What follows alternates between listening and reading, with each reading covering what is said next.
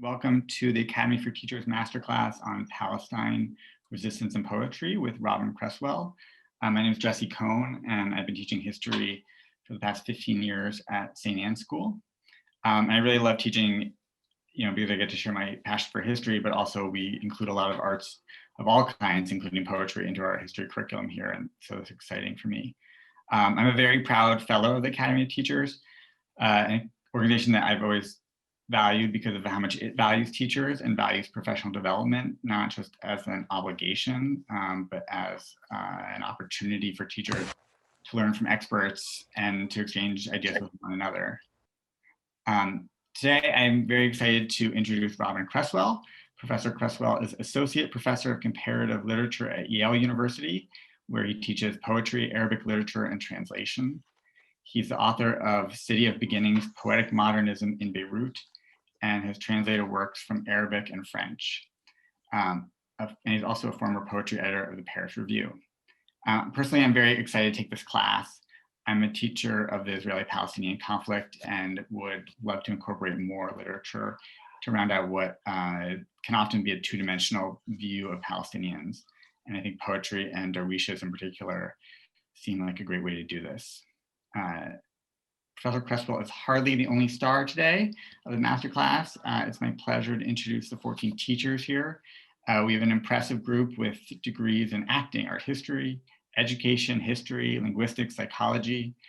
We teach grades 6 through 12 in all kinds of schools and subjects ranging from world history to bilingual special education. And the number of extracurriculars we advise is pretty amazing. We guide our students in podcasting and restorative justice, and somebody has the sweet gig of advising a travel club. I'm pretty jealous of that one. And there's also an enormous amount of teaching experience here today. We total 154 years of total experience, which is astonishing. And we teach between 15 and 170 children. And a little napkin math here, which 1,396 students know our names this year, and that's just this year. And Professor, I think that's actually your audience, those 1,400 kids and the 1,400 students will have next year and the next and the next. Every teacher here, I hope, will in some way share with those children what we learned from you. And I can tell you 8 years after my first Academy of Teachers class, I'm still using the material. So thank you very much, Professor Creswell, for being here. And thank you to my fellow teachers for teaching, and thank you to the Academy. And with that, let's let the class begin. Professor Creswell, it's all yours. Thank you very much, Jesse. That was really kind. That was really helpful. I thought that I would begin by saying something just very briefly about myself, introducing myself to you. Although I teach at Yale, I was saying this earlier, I live in New York City with my family. I was born in New York City on the Lower East Side, and we still live there. And my own education in New York included times at private school. I went to the Packer Collegiate School, so I have residual feelings of rivalry with St. Anne's. And I also went to public school. I went to the Central Park East School up in East Harlem for elementary school. My wife is a public school teacher. She teaches 6th grade science at our local public school. And our kids, who are 6 and 9 years old, both go to our local public school. All of which is to say that I know how hard this year has been for teachers and for all of us, between developing new curriculum, between learning new technologies, between helping out families that are oftentimes in real crisis. All while getting very mixed, if not contradictory, signals from the city. And oh yes, while trying to keep sane ourselves and our families safe. So even if this was not Teacher Appreciation Week, I would begin by acknowledging the hard work that you do and saying thank you. So really thank you to all of you for the work that you've been doing.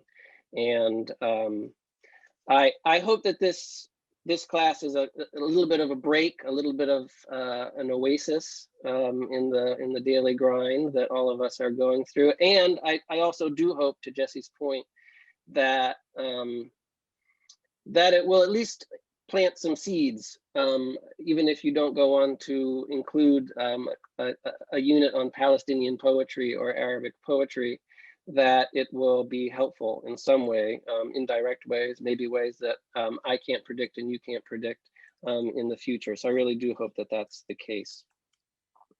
As to the Zoom protocols, which we've already kind of got some of, but I would like this to be as much like a conversation as possible, even if I'm the one who's going to be doing most of the talking. So, which is to say that I'm very, very happy for anybody to interrupt by raising a hand, either a fleshly hand or a virtual one. Also of writing things in the chat, which I'll try to keep track of. So please do, if I'm saying anything that needs further clarification, anything like that, I'm really happy to be interrupted. And I'll also be kind of pausing at various points just to see if anybody has questions or comments on the things that I've been saying. So, so with that, I think we'll just get into it. And you know, when I was younger and living in the Middle East, I lived in Cairo and in Beirut for a few years. Every once in a while, somebody would stop me on the street and say, you know, what's a blonde-haired, blue-eyed guy like you doing studying Arabic literature? This is when I had some blonde hair. And I said various different things at the time. And now, but now my response is something like, or the response I would have had, is to say, well, I study Arabic literature because it's very different. It's exciting, it's new, it's fun to learn something that's really different. But, and this is something I think just about every scholar of comparative literature would say, it also teaches me, has taught me, to look at the books and novels and poetry that I thought I knew pretty well with a very different kind of eye. So it's very helpful to estrange oneself from the things that seems to be familiar. And I think that this is an entirely common experience with anybody who learns a foreign language, right? Yes, it's fun to learn something new, but it also teaches you to look at English, if English is your native language, with a completely different kind of sense for it. So studying Arabic has given me that kind of gift, I think. And I hope that I can convey some of that, that pleasure and that estrangement and that pleasure that comes through estrangement with all of you today. Here's a very brief example of what I mean. We often read in class, this is an Arabic novel by Naguib Mahfouz, by Elias Khoury, by whoever it may be. This is an Arabic novel that we're going to read in class. We're going to read novels. Now, in Arabic, the word for novel is riwaya. Here's a dictionary entry on riwaya.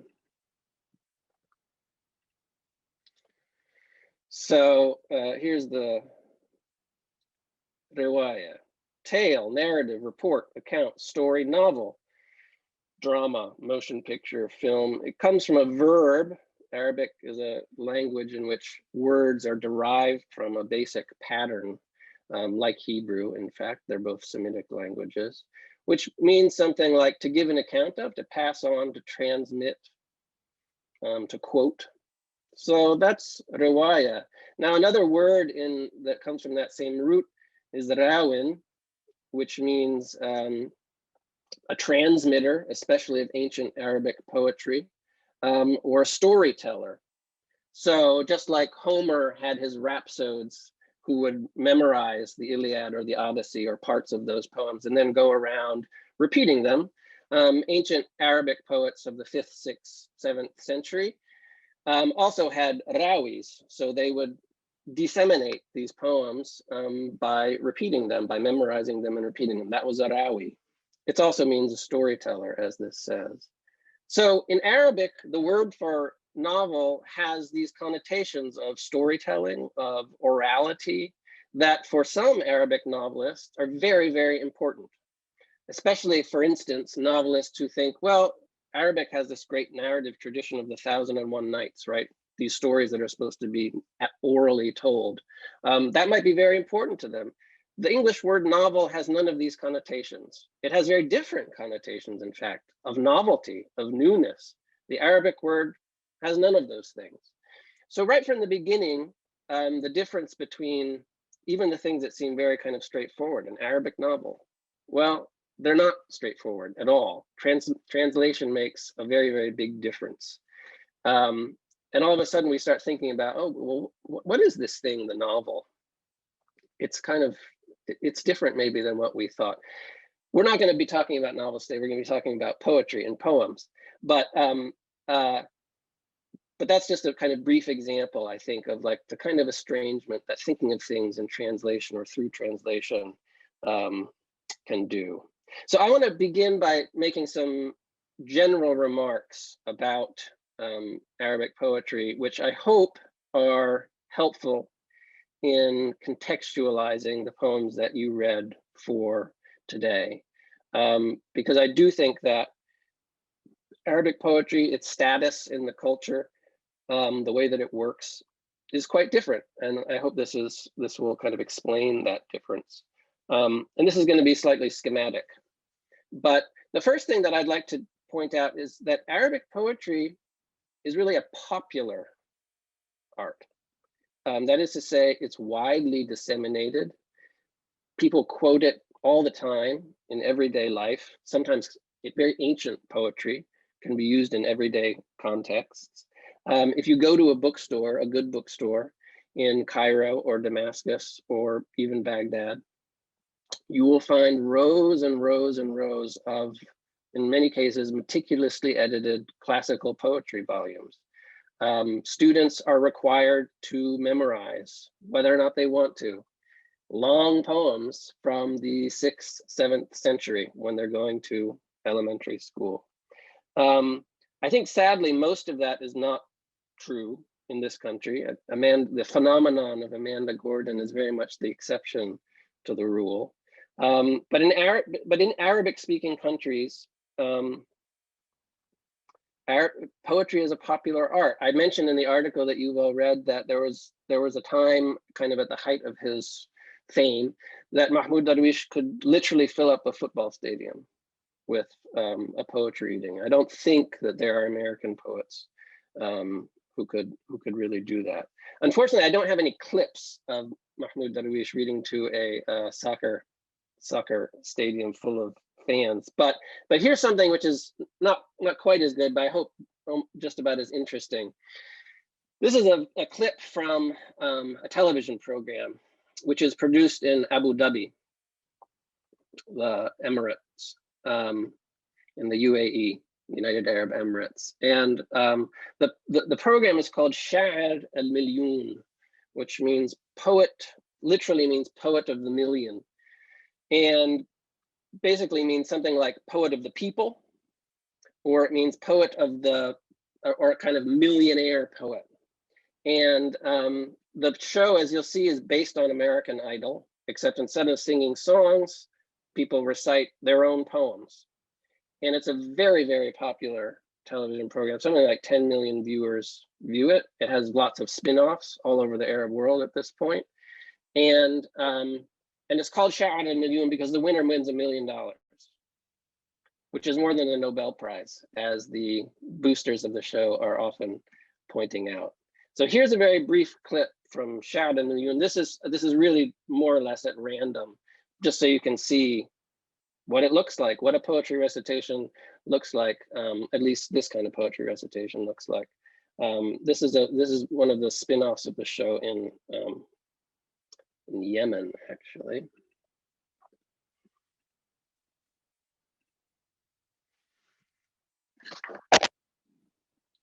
I hope you can hear.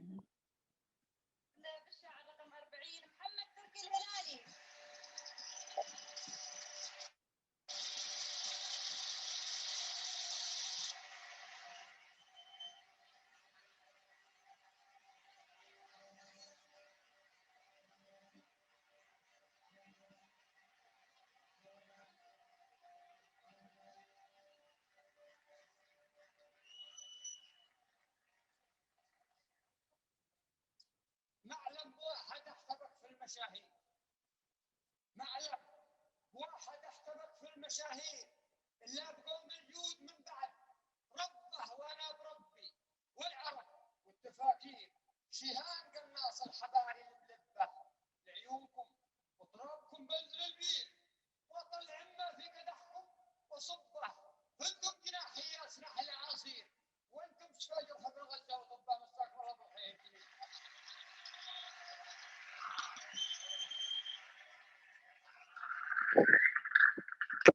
الليله بنعرج على الصبيه والطفوله. رسالتي بعنوان فخري المنتظر. في فلمتي شديت حيلي علشان اغب فخري المنتظر بالصناير وانا مقنف.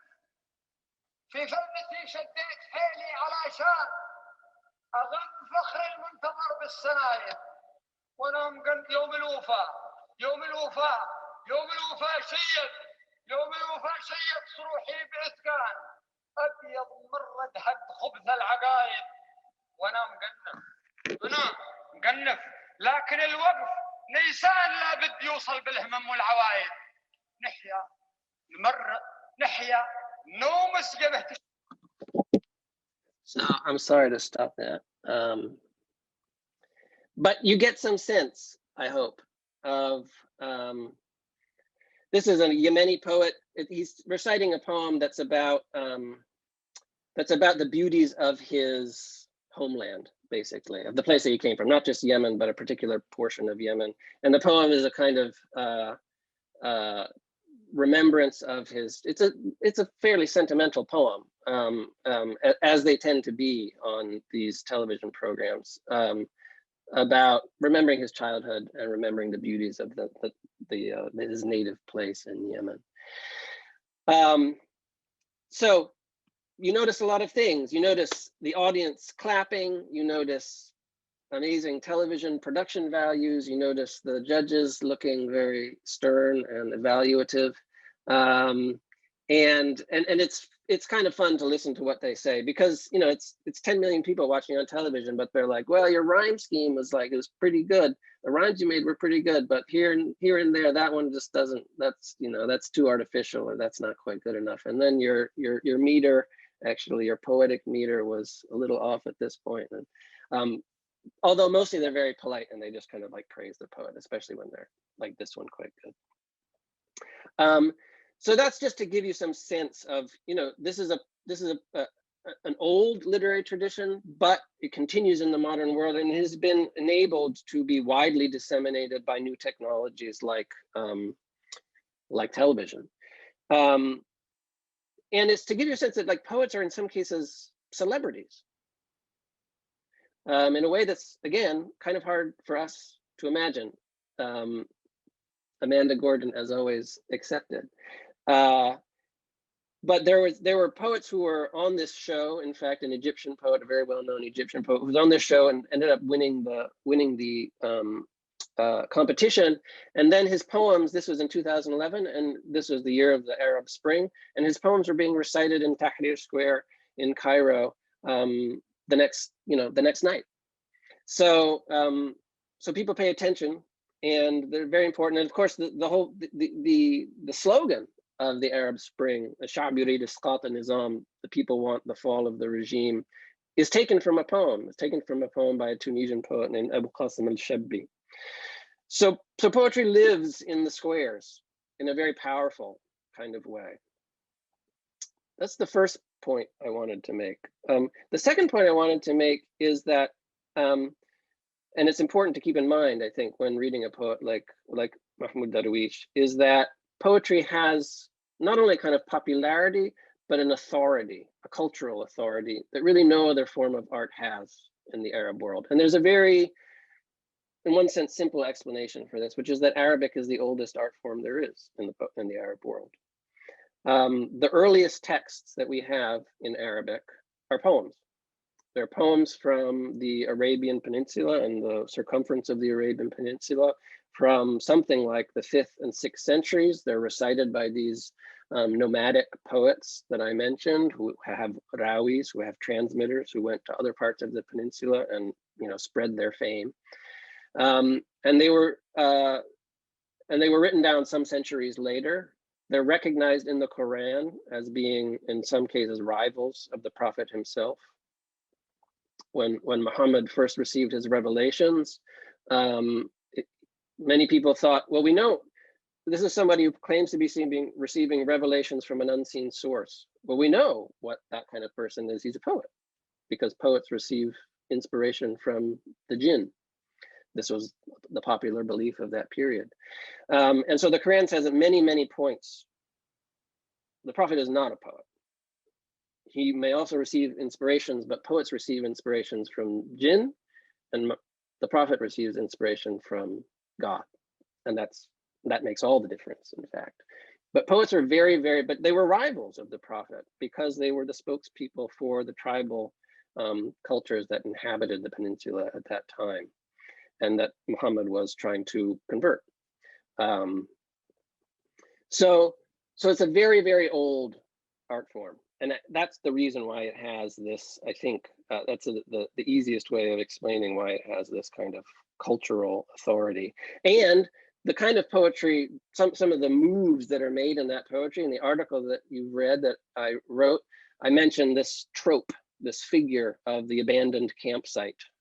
So many of these poems from these early centuries begin with a poet coming across an abandoned campsite. He recognizes the traces of the previous year where he met a beloved. She's now somewhere else. He pauses over the campsite and he weeps and he remembers them, and it's a kind of erotic lament for a beloved that is now absent. And this is the way that an extraordinary number of poems begin.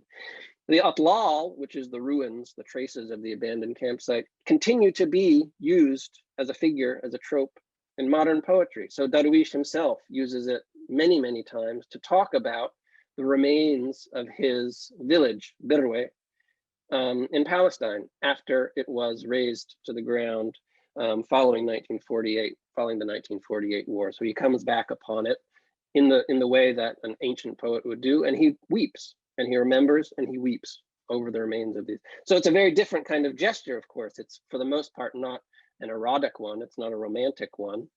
It's a political one in some sense. So these tropes get recycled, they get reused, they get adapted, they get made relevant for modern purposes. And poetry in that way continues to live in the contemporary world, and it has very powerful political kinds of uses. Now, that's one reason why poetry is unlike the novel in the Arab world. And I would say this is a kind of aside, I think is, as teachers, it's probably interesting to note, is that even when I teach introductory courses on Arabic literature, we read a lot of novels. Naguib Mahfouz, Elias Khoury, Ghassan Kanafani. These are novels that have been translated oftentimes very well, and that students really respond to. One of the reasons they respond to it is because as Americans, most of my students are Americans, but even if they're not, they are familiar with reading novels. They know how to read novels in a very sophisticated way. They grew up reading novels, and they think of life as kind of a story. This is true of me too, by the way. So we read these novels, but there's a certain kind of distortion that's going on. And we read the novels in part because that's what's available too in translation. That's what publishers want to publish. Novels sell better than poems. This is no secret, right? And so, but it does involve a certain kind of distortion, because when American students are reading art from literature from Arab-speaking cultures, and mostly it's novels, some of which are very good, you might get the sense that these are what's important to those cultures. And I would say that that's actually not true. It's not that they're not important. It's that poetry is way, way more important. So any act of translation, of cultural translation, involves some kinds of distortions, but it's also important to pay attention to those distortions. And I think that this is one that takes place between the Arab world and the English-speaking world all the time. that we translate things that we're interested in reading. Those things tend to be novels rather than poems. And we're getting, but that's not, in fact, what tends to be important culturally speaking in Arabic speaking countries. So let me give you another clip. This is of Darwish himself. I mentioned in the article that the PLO, which Darwish, the Palestine Liberation Organization, which Darwish was attached to for much of his life, in fact. After 1982, they spent the 70s and up until 1982 basically based in Beirut in Lebanon, which was involved in a long civil war. And in 1982, the PLO was expelled from Beirut, from Lebanon, and they went to Tunisia, where the PLO actually spent the next 12 years. They came back after the Oslo Accords from Tunisia to the West Bank. So this is a poem, this is a clip of Darwish reading a poem about Tunisia as they're leaving. And I'll give you a very brief sense of it, because it's not translated in the clip, unfortunately. But I think it's important that we just see what Darwish looks like and what a poetry reading of his is like too. And he begins a poem by asking, how can we cure ourselves of our love for Tunis? How can we cure ourselves of our love for Tunis, which is like the breath in our lungs? So it's a poem that begins as, and this is often the case, it's both a political poem and a love poem. This is a standard lover's complaint, right? The only cure for my love is more of the thing that made me sick. This is true of Arabic love poetry. It's also true of Arabic wine poetry, by the way. I'm sick because I've drunk too much wine, but the only thing that will make me better is drinking more wine. So this is called the hair of the dog, right? So this poem is about how can we cure ourselves of our love for Tunis, because we have to leave. We're leaving. We're going back to the West Bank, but we're sad to be leaving. So how can we do it? So it's a lover's complaint. He doesn't want to leave, but he knows he has to leave. And he says this, and this is the clip that you'll hear. And this is Darwish. This isn't my translation. So shall we say thank you? I've never heard two lovers thank each other. I've never heard two lovers thank each other, but thank you all the same. Thank you for being who you are. Take care of yourself, Tunis. We'll meet tomorrow on the earth of sister Palestine. In leaving you, have we left something behind us? Indeed we have. We've left behind us the heart's gentleness, and we have left with you in your earth the best that we have. We've left with you our martyrs, whom we leave to you as an inheritance. Those are the words that he says, and here's how he delivers it.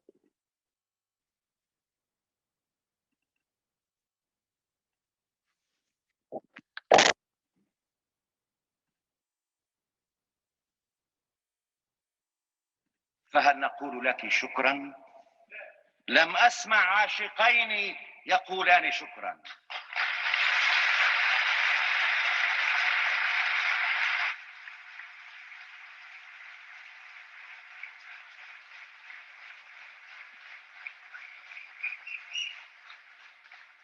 لم أسمع أبدا عاشقين يقولان شكرا، ولكن شكرا لك لأنك أنت من أنت. حافظي على نفسك يا تونس. سنلتقي غدا على أرض أختك فلسطين. هل نسينا شيئا وراءنا؟ نعم، نسينا تلفت القلب، وتركنا فيك خير ما فينا.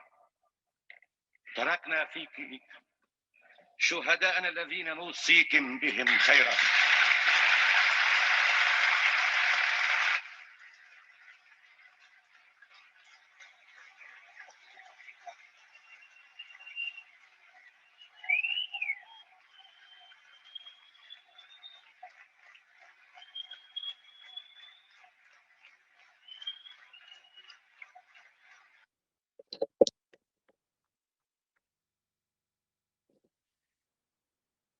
So the reason why I thought it would be nice to see this clip, just to have a sense of Darwish as a performer, but also because I think it says something very important about the relationship between him and his audience, which is, I think, typical of the relation between poets and audiences in the Arab world, although he's an exaggerated case, but for that reason, maybe a little bit clearer. In this case, he's in a foreign country, you know, and the audience is still responding very, very warmly to him. They're interrupting him, as they always do, with applause. So there's a kind of call and response relationship between the poet. And in other times, they will recite the words for him, in fact. And what is obviously the most kind of striking thing about this little clip, and it's the reason in Arabic, if you search for kind of the day Mahmoud Darwish cried, this will be the thing that comes up, is that he weeps. He weeps in saying goodbye to Tunis. And so I think this says something important about the affect of poets. That is to say, they're sensitive. They have very strong emotions, and they show those emotions. And in fact, they are able to show emotions that in ordinary circumstances would not be appropriate. This is obviously true of love poetry, but this public weeping is something that poets actually are kind of made to do. That people want to see it, right? That there should be a public display of emotions, and a kind of like release from certain kinds of norms. And I think that poets play both of these parts. They sometimes support, extol norms, and at other times they give pleasure by showing publicly that they should be broken. I think that has everything to do with the Rita poem that you read, actually, that love poetry, that is the lifeblood of love poetry, in fact, that it should be breaking taboos of one sort or another, including kind of communal taboos on who you're allowed to love, right? We can come back to that, but I think the last thing I wanted to say about this clip, which, and then we'll get into the poems themselves, is that it's, you know, we're listening to it in New York City and Connecticut and wherever else we are on Zoom, but it's grounded in a particular kind of place. It's an occasional poem. It's a poem that is all about this particular moment of a Palestinian poet saying goodbye to a Tunisian audience. And I think that that's often true with Darwish's poems, that you have to imagine the situation in which this poem is being said. And sometimes I think we think, you know, well, reducing poetry to its historical circumstances or its political messages or something like that, or its didacticism, like this reduces the poetry. I think this is not at all, I think this is generally not true, and it's certainly not true in the case of Darwish and Arabic poetry more generally. That is to say, these are public intellectuals who are saying things about an occasion, and they're saying it powerfully and with great passion sometimes. And the more you know about those occasions, those historical occasions, the more pleasure you'll actually get from the poetry. So, and I think that this is often not the way that we teach poetry in the classroom. One of the reasons why poetry is good to teach in the classroom is because everybody has the same, we have a page of poetry, we can read it because it's short, and then we just kind of discuss the language, we discuss the rhymes, we discuss the word choice, and that's fine. That kind of close reading is fine. I think it's a very, very important skill for teachers to have and for students to have, to appreciate how poetry works, because poetry works different from other kinds of speech. But I think it's also, there's no reason why you can't do that and also inform students, inform yourselves about the conditions, the historical context, the political context, the short-term one and the long-term one in which poems take place. I think that that enriches one's sense of literature and poetry in particular, and there's no reason why one shouldn't try at least to do both. Obviously, it means that one has to know a lot of things, not only about how to read poetry, but also about historical context. But I think that that ideally is what one really wants to do in the classroom. And I think in particular Arabic poetry, because these are often political poems, their commentary on historical occasions, that it just helps and it makes the poem more powerful. So the article that you read that I wrote has lots of historical information, readings, interpretations, contextualizations of the poems. And I wanted at this point to ask if anybody had any comments, questions about that or the things that I've just been saying before we go on to actually look at the poems themselves, which obviously we do want to do. But are there any questions or comments about the things that you read or the things that I've just said? Shahtaz. Hi, Robyn. Yeah, the comment that I had, this was going back to your earlier statement about the prophet and how he had to differentiate himself from the poets of his time. So I had said that I wonder if the tension between the prophet and the poets is a reason why so many conservative Muslims, and I'm speaking as someone who grew up as a conservative Muslim, are suspicious of poetry and poems, because in my circle, literature, especially poetry, was called Satan's left hand. Yeah, and poetry has, there are a lot of kind of shorthands for poetry, which involve Satan's discourse, Satan's rhymes, this kind of thing.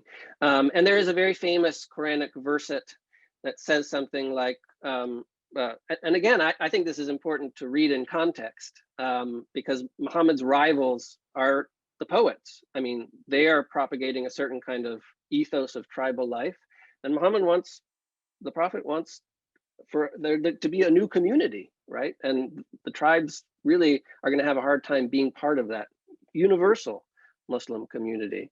And it says, and the verse, it says something like, do not follow the poets, for they say what they do not do. So they're fictionalizers. They say things that they do not do. That's what the surah says.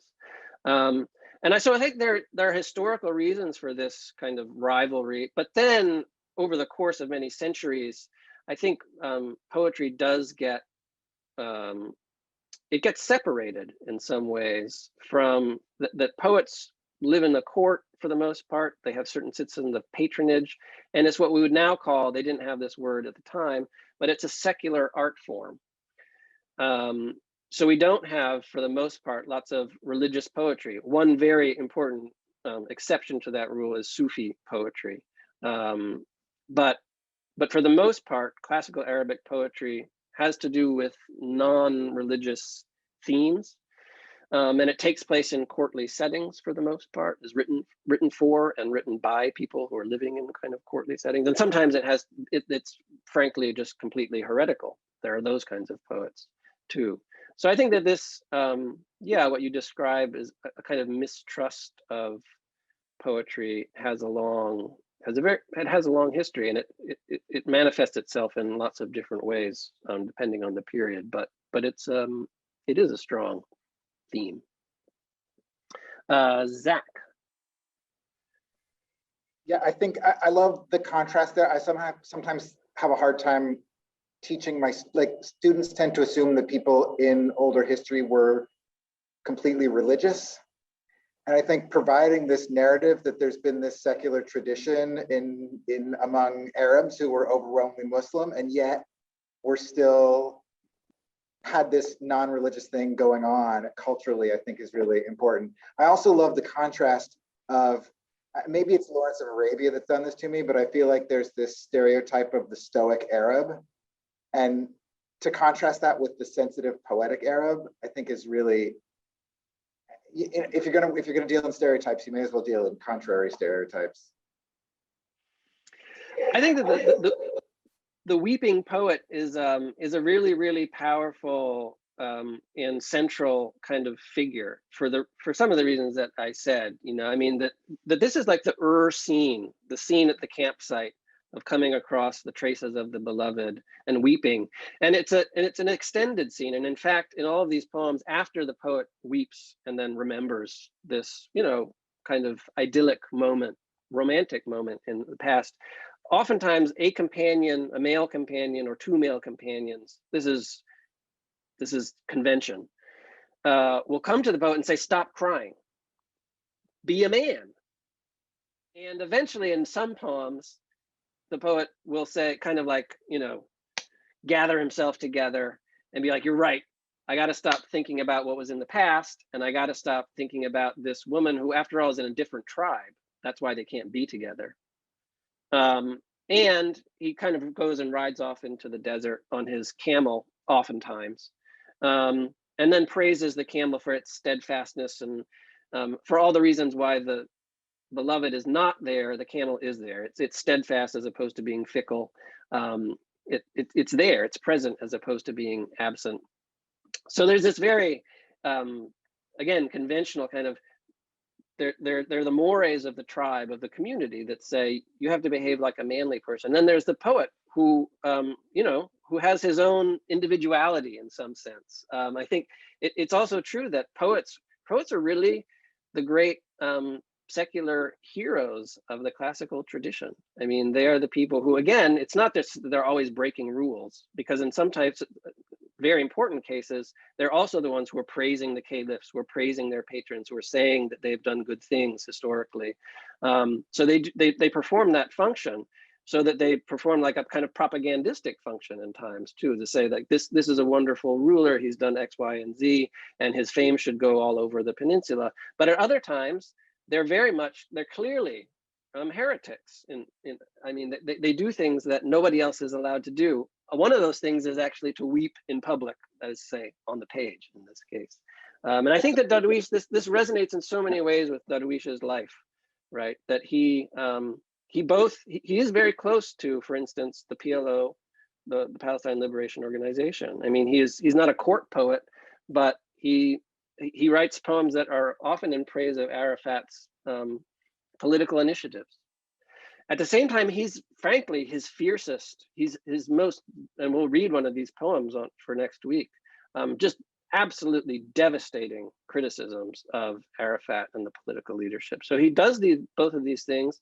And I really think that this is part of what poetry has traditionally done, that things are just culturally permitted in a way that allows somebody to be a public intellectual, that is to say, to speak the truth to power, in a ways that other genres of literary discourse, you know, even true of novels, and certainly true of op-ed writers, and that you are not allowed to do. You can't do that kind of thing, but poets can. If they're good poets, and if they do it in a kind of intelligent way, which I think Darwish preeminently was able to do. Are there any other, before we get into the, I can't believe it, we're already 20 minutes out from being done. But so I do want to read, look at Identity Card. Actually, I wonder if somebody would read, I'll put it up on the screen, but maybe you have it. No, I guess you all should probably have it, or somebody who does have it in any case.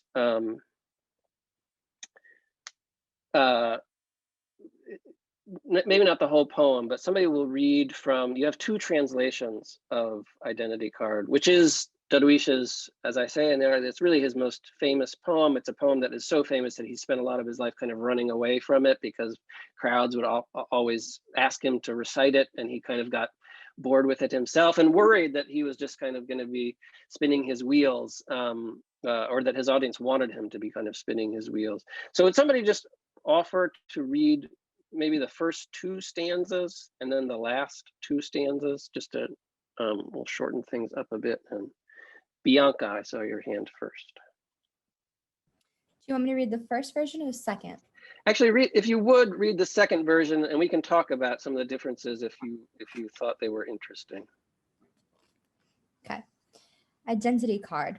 Put it on record. I am Arab, and the number of my card is 50,000. I have 8 children, and the 9th is due after summer.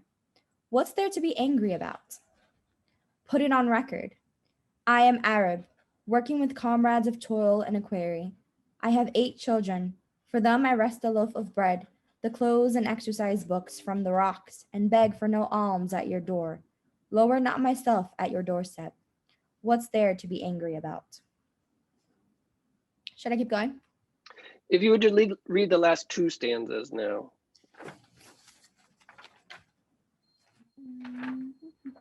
Okay. Put it on record. I am Arab. You stole my forefathers' vineyards and land I used to till, I and all my children, and you left us and all my grandchildren nothing but these rocks. Will your government be taking them too, as is being said? So, put it on record at the top of page 1. I don't hate people. I trespass on no one's property. And yet, if I were to become hungry, I shall eat the flesh of my usurper. Beware, beware of my hunger and of my anger. Thank you. That was very well read. Thank you. Does anybody have any just thoughts about this poem that you want to share? I have, not surprisingly, lots of thoughts that I want to share. But before I do that, do any of you want to say something, Robert? And then Shahtar. Yeah. Can you hear me okay? Yeah. I mean, it's a great poem. It's classic. I actually use this poem in my Jewish history class when we're learning about Israel and the Israeli-Arab conflict, because he's like the most famous, Palestinian poet. But I think what really strikes me is when he says, if I become hungry, the usurper's flesh will be my food. Beware, beware. I mean, to me, that's the part that I take away. It sounds very threatening to me. I know he doesn't start with a threat. It's more like first it's like this longing for like this Eden that used to exist, and this homelessness, this displacement. But then you get the threat though. So to me, that's what I take away from it, like the anger, the kind of warning and the threatening aspect. And it kind of reminds me of Arafat. You mentioned his relationship with Arafat in 1974 when he went to the UN General Assembly, and he says, "I come bearing an olive branch and a freedom fighter's gun. Do not let the olive branch fall from my hand." I've even heard some Palestinian poets say that Darwish actually wrote those lines for Arafat at the UN. I don't know if you can verify that or not. But to me, they seem kind of similar. I think the poet's name was Ghassan Zaktan. I don't know if I'm pronouncing that right, Zaqtan. He was a friend, supposedly, of Darwish, who said that he did write those lines for Arafat. So to me, I see them as very similar. They're both kind of like, I don't want to be violent, but don't force me, that you're gonna face some dire consequences if you don't, give us justice or return our homeland. That's what I noticed, the threatening aspect of it. Yeah, and I think that the anger portion of it is very important, which we can come back to, but Shahtar's had a comment too.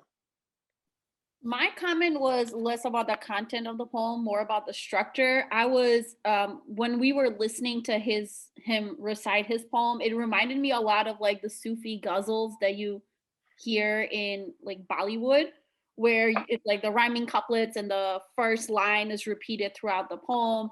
And there's like a cadence to it. And then when I was listening to Bianca read it, I'm like, oh, I'm seeing similarities. I know that Persian poetry borrows from Arab poetry, which then is also borrowed by like Hindi and Urdu. So I'm like, dang, I didn't realize that this chain extended this far back into the tradition of like poetry and like oral storytelling. Yeah, that's a great comment, and I think that I'll point out to some I think elements of the poem that this is a poem that doesn't strike one as obviously literary in some sense. It's very straightforward, right? It's very, very simple language. And that's part of its point. And it's a speaker, right? This is what we call in English literature class a dramatic monologue. This isn't Darwish himself speaking. It's very clearly marked as a stone quarrier, right? It's a rural figure, and it's an uneducated figure, although he hopes for education for his children. And that explains in part why he speaks the way he does. And he speaks in a very, very direct fashion. And in the end of the poem, indeed, it's an angry fashion. But there are lots of, I think, complicating factors that I can point some of them I can point out to, which make it, in fact, a very literary performance of a certain sort. But Bianca had a hand, and then I'll say a few words myself. And Ilan. What I found interesting in reading both versions was that when I read them, they were different to me. So for example, in the first one, I felt like it was very more of a threat, right? Because he keeps asking the official, like, are you angry? Are you angry? Are you angry? He's not asking them a question to himself, like, what is there to be angry about? Rather in the second version, he's like, what is there to be angry about? And I took that more as a sarcastic tone, like, what do I have to be angry about? You're just taking everything, you know, you're taking all my land, you're not leaving any generational wealth for my kids, you know, what's there to be angry about?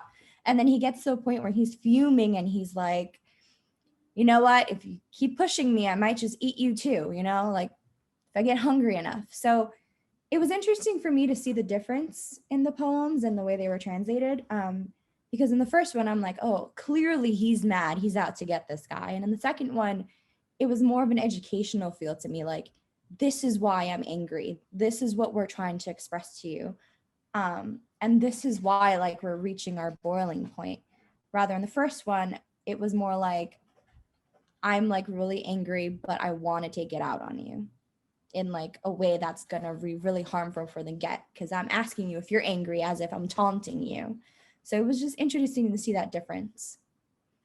Yeah, one is written as a dialogue and the other one is written as a monologue. You know, the difference that it makes is very stark, I think. One of them is clearly from the beginning more confrontational. And the other one, I think you describe it very well, that it's a kind of narrative of how the speaker has gotten to the point where by the end of the poem, he is making threats. I mean, one of the things that I was going to point out to, and I want to make sure that I point out, this, in the Arabic, the word that he uses is hidar, that's beware, hidar.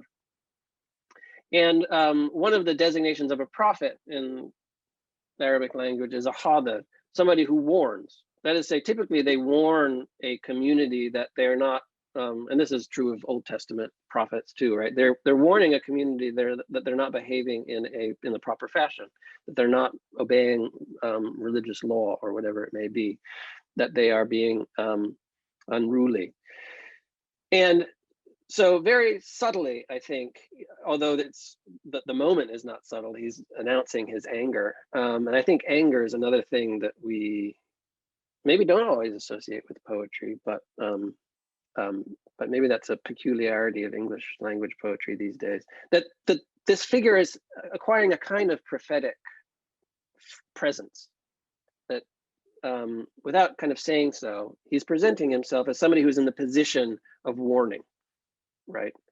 There are a lot of hands up, which I don't want to.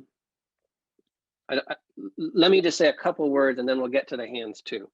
The one thing I do want to say is this seems to be a very straightforward poem, right? I mean, what could be more straightforward? It's a declaration of identity. I am an Arab.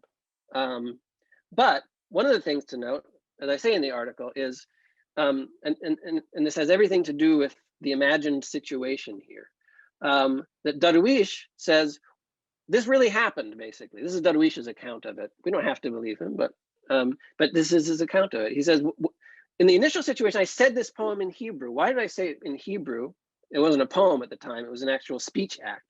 When I was confronted by an Israeli, he doesn't say, but it's the police. He's confronted by the police. That's why you have to announce your identity, right? That's the situation in which one has to. You don't just have to do it on an everyday basis, although Palestinians often do have to do it on an everyday basis. But it's when you're crossing a border, right? You have to announce your identity. But what does it mean to say, I am an Arab? It seems like a very straightforward kind of thing. But when you say it in Hebrew to an Israeli policeman, then it means one thing. This is the middle of the 1960s. This is the moment of anti-colonial revolt. It's the moment of the civil rights movement in America. It's a moment when all over the globe, in fact, people are taking certain words, Black, woman, queer, Arab, and revaluating them, saying that this used to be a pejorative term, and now we're going to take it and make it into a militant identity. So that's one way in which he's using this word of Arab. Yeah, you as an Israeli policeman use this word in a particular way. I'm going to use it in a completely different way. That's one meaning of it. But he's also saying to Arab regimes outside of Palestine, hey, we're Arabs too. Our problem should be your problem. You should be concerned about our difficulties. So this is just to say that what seems to be very straightforward declaration of identity gets said in two languages, in Arabic and Hebrew, and it gets said in two very, very different contexts. One, or two different audiences. One, the audience of Arabs outside of Palestine, Israel. Another to an Israeli clerk, right? So it seems, so what I think Darwish suggests really over and over in his early poetry, which sometimes gets written as, or thought of as being very simple poetry, is that identity is often situational. The identity that you take has everything to do with the audience. It seems to be he's saying the same thing, I am an Arab, but when you say it in Hebrew and when you say it in Arabic, it means different things, in fact, and we say them to different audiences. That what seems to be absolutely the most kind of clear, right? This is a rural worker. This is the kind of thing that somebody who doesn't require education to say this kind of thing. He's saying it very straightforwardly. But the history of it and the imagined situation of somebody confronting a border clerk in the early 1960s in Palestine, all of a sudden becomes very, very complicated. So identity, I think in this poem, but also in other poems that we read, which you probably won't be able to read closely, but that announcements of identity become very complicated even when the language that they're used in is very, very simple. So there are a lot of hands, which I do want to get to. Marianne was one of them, and Ilan, I believe, was another. I have to apologize first. My light keeps turning off in my classroom, so I have to keep turning it back on. It's a smart light. What I'm interested in mentioning is that I noticed that the phrase "I am" is repeated many times. I'm thinking about that from a biblical standpoint.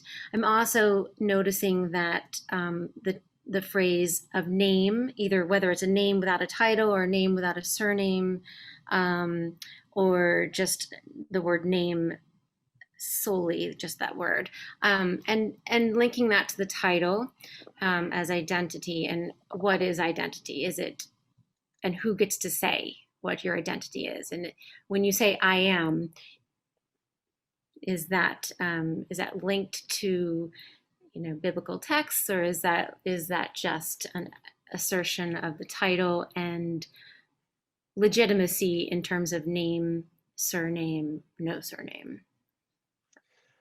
I hadn't considered that. Darwish is a very he was raised in a Muslim family, but has a very, very deep knowledge of Hebrew literature and the Hebrew language and the Old Testament, and the New Testament too, I think.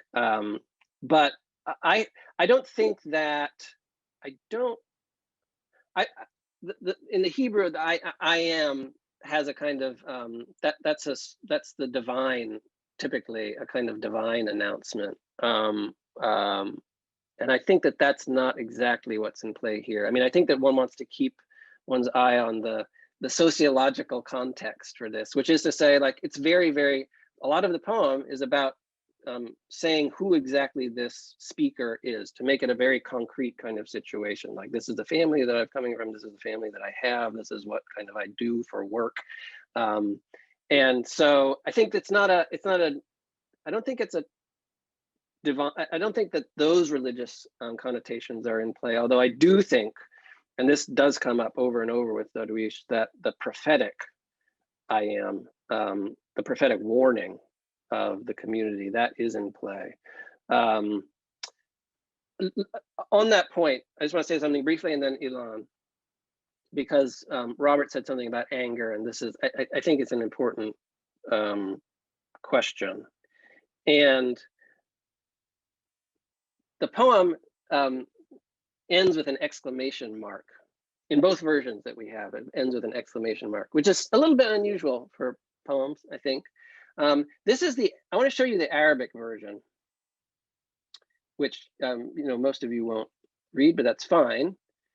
This is, and sorry, it's not a very good copy, but this is actually the 1963 original publication of this poem, Bitaqat Huwiyya, Mahmoud Darwish. And if you'll notice, there's an exclamation point in the first stanza, so we read right to left. This is the first stanza. سجل أنا عربي ورقم بطاقتي 50,000 وأطفالي 8 تاسعهم سيأتي بعد الصيف! Exclamation point. Second stanza, we have another exclamation point. Third stanza, we have an exclamation point here. We have another exclamation point over here. There's one. And we do have the final exclamation point here, min ghadabi, from my anger. Lots and lots of exclamation points. What happens in the English versions? Interestingly, in both of them, not a lot of exclamation points. We get one at the end. Similarly, in this one, no exclamation points. We get one at the end. Now this is there's a kind of muting. I think that this just has to do with conventions of English language poetry. We typically don't expect poet speakers to be angry speakers. And insofar as they are, we want to like tone it down. So like, well, if this is going to be poetry, we can't have so many exclamation points. It just like, it doesn't kind of work.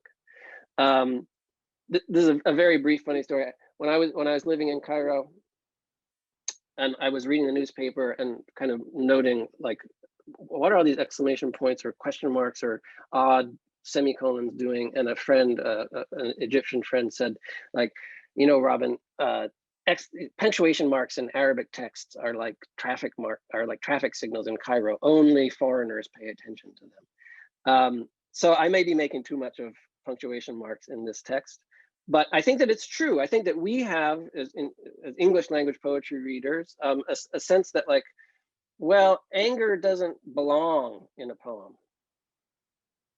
And one of the things that Darwish's poetry, and I think a lot of the poetry from this period, suggests is that it's not just kind of strong emotion recollected in tranquility. Sometimes poetry is a projection of being in your face and of strong emotion. And I mean, one way of thinking about that is exclamation points, but but more particularly, that's what this poem is about, I think. It's about an expression of certain kinds of emotions that we don't necessarily think belong in poetic space. So it's just another example of the ways in which reading somebody else's poetry can make one think about, you know, the conventions of one's own poetry, and you know, why shouldn't exclamation marks belong in poetry? We use too many of them in our emails. Why not in our poems too? Ilan, what were you gonna say, please? Thanks. I mean, the conversation has drifted a little bit, but I suppose I'll just say nonetheless, you know, I was interested in wondering about the penultimate stanza. Oh no, it's actually just the last stanza, but split on the second translation. That he begins with, "Put it on record, I don't hate people, I trespass on no one's property." And I'm sort of interested in to what extent that's sort of like a, what that's implying about the Israelis that are there, and whether that part of the subtext is also like, unlike you, who I'm going to be, you know, who is stopping me on my way and who's coming into my home.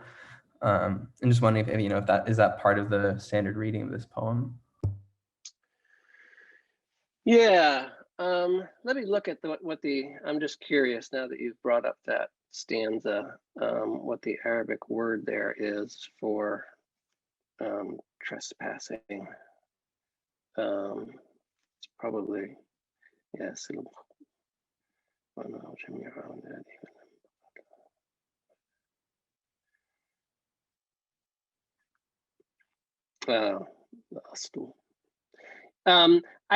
I think that one way to think about this in sort of the widest context, this is a poem about the land, right? And this is something that is shared between Palestinian and Israeli poets. There's a very clear political rivalry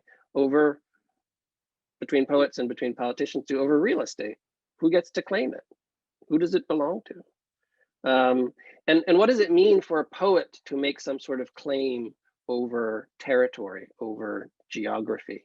You know, there's obviously no legal claim there.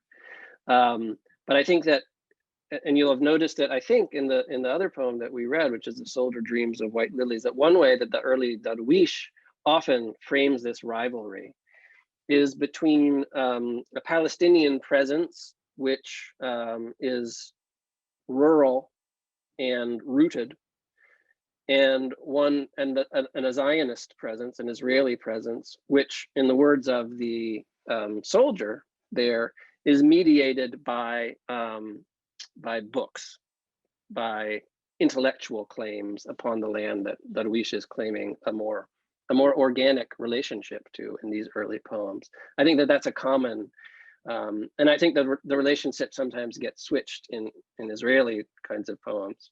But you know, just as in the Rose in the Dictionary, he's saying we can't keep writing these poems that come out of the dictionary, these dead poems, these poems from tradition, right? We have to have living poems. We have to have poems that do work. We have to have poems that, you know, it's the rose of the field rather than the rose that belongs in the lexicon, right?